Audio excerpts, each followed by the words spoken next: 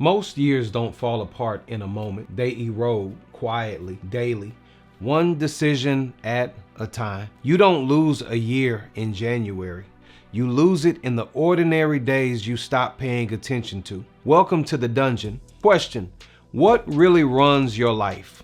Here's something most people never realize. Nearly half of what you do in a day isn't a choice you're making in the moment. It's a habit you're repeating. So if your habits stay the same, then your year doesn't stand a chance. That's not pessimism, that's just honesty. So why do small habits feel harmless?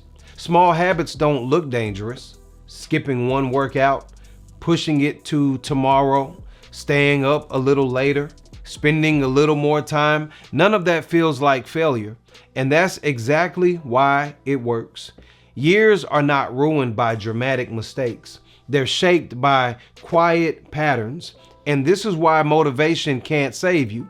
Motivation is helpful, but it's temporary.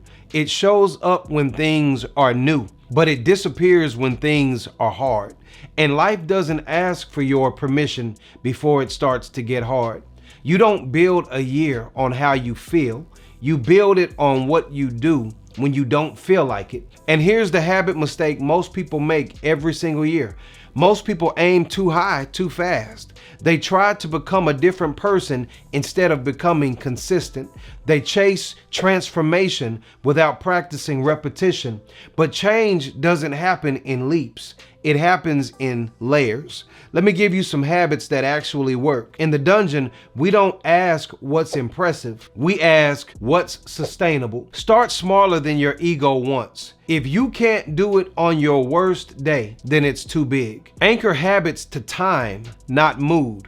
Waiting to feel ready, that's how habits die. Make quitting harder than starting. Environment matters more than willpower. Another thing, track presence, not perfection.